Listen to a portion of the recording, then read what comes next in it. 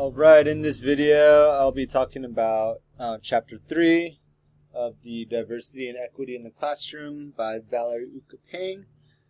And this chapter focuses on culturally relevant teaching. So to start off, it's important to realize that sociocultural theory by Vygotsky that we learned in the first chapter is actually a major foundation for culturally relevant teaching. It is the importance of the social interactions that our students are involved with in their homes and their communities, and how it supports their learning. And so as educators, it's important for us to be mindful of the cultural context in which each of our students come from. And this allows us to incorporate multiple modes of learning for our students to represent their knowledge in the ways that they know best. And so the goal of utilizing this theory for culturally relevant teaching is to affirm and represent the diverse cultural, linguistic, and racial backgrounds that are represented in each of our classrooms. And the whole purpose of this theory is really it's focusing on like the social interactions. And so the goal is to develop the student. In order to develop the student, we must understand the culture in which they live and bring that into the classroom so that they do feel represented and they can make those connections between the knowledge that they have and the knowledge that is being taught in the classroom, the new content. And so one of the features for this is cultural models, and this is really just allows us to focus on the distinguishing features that define one culture from another. And so it is very valuable as educators to be knowledgeable of the cultural traditions within each student's lives. And it's important for us, to not necessarily fully understand and practice these traditions, but just respect and show that you are making attempts to connect with your student. And it really does help to avoid offending any families as you are trying to, you actually want to bring the parents into the classroom and collaborate with them. So it is important to be mindful of the traditions so you don't offend them as you try to work together. And it also helps to incorporate the students' learning within the classroom. And so as teachers, we need to be mindful that we do not teach just from our own cultural lens, but we actually observe and ask questions and listen to our students' stories, and so that we can teach from their cultural lens as well and bring that into the classroom. And in many of our classrooms, there's going to be more than one. There's going to be even as much as 20 different cultural backgrounds. And so the point is not to try to create a lesson for each one, but just show that there are many different cultures out there and expose our students to that and show how even us as teachers can view life through multiple perspectives. And so we want to tie in what our students are telling us into our curriculum, and that helps build relevancy into what is being taught.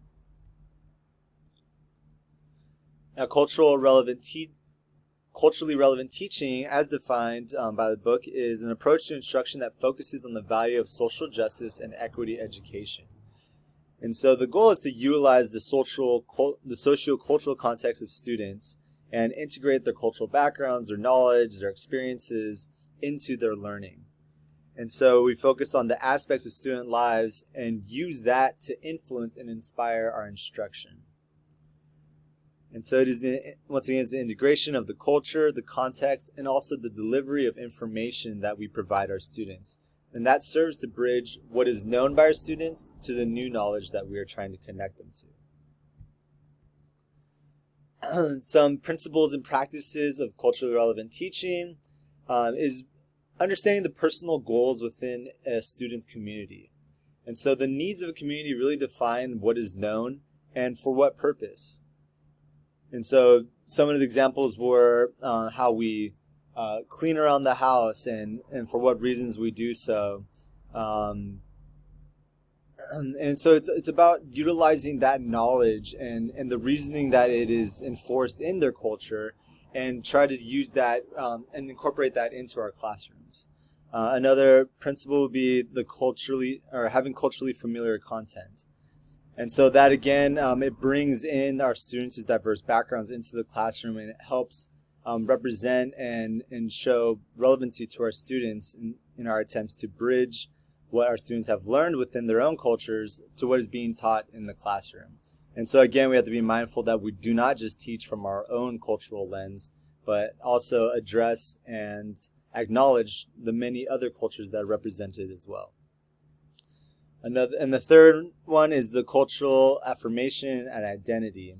And so again, we're really driving this point in, making sure that it sticks, and we want to value the cultures that are represented in our classroom. And this just, once again, enables us to connect the content and skills with the students' culture and their family goals. So a lot of this kind of seems redundant, but it's just really important to be mindful of each of these aspects. And that even though if we were to teach from our perspective, our students' understanding of the lesson may not be aligned with our approach to learning. And so in understanding how they learn and for what reasons they know what they know from their communities and their culture, it really helps us to understand how they create new knowledge within themselves.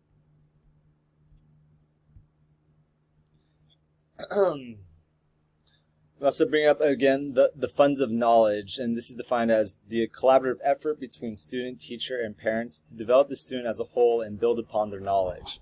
And so we're focusing again on bringing in the cultures and families of each of our students into the classroom in a collaborative effort to not just in support of the process of learning, but also in the development of the student as a whole.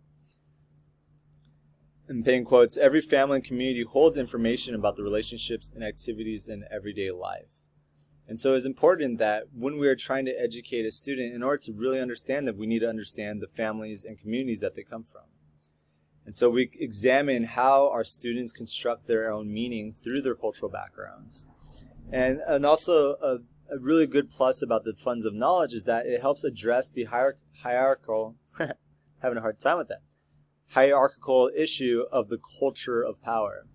And the culture of power is basically the beliefs, behaviors, standards, and expectations for success as determined by the mainstream culture. So that would be what is the expectations for society in America and how to be successful in America. And a lot of times what this does is it has the negative effect of actually pulling students out of their own culture and assimilating them into the mainstream while leaving behind the culture that they have back at home in their communities and their family. And so we don't want to do that. We want to actually encourage that they bring their own cultures into the classroom and use that as like a foundational support for their learning. And so keeping the funds of knowledge in mind, it really helps us counter this culture of power that reinforces the mainstream idea. And we really want to make sure that our students do not feel misrepresented or outcasted because they do not relate to the mainstream. We want their culture to be what represents them. And here's a list of the culturally relevant elements. The student personal experiences, role models, the stories that are told, the photos and pictures, their linguistic expressions, the multiple perspectives that are represented, the formal subject content, and of course the community issues. And each of these issues really help serve to create a safe and effective learning environment when they're properly incorporated in our curriculum. And so by keeping these elements in mind, we as educators are more capable of addressing our student needs. And as we approach our curriculum building and creating new lesson plans, by keeping these elements in mind, it really helps us to keep our students in mind. And that truly is the goal that we have as an educator, is to progress the learning and build upon their knowledge, but also to develop them as a whole.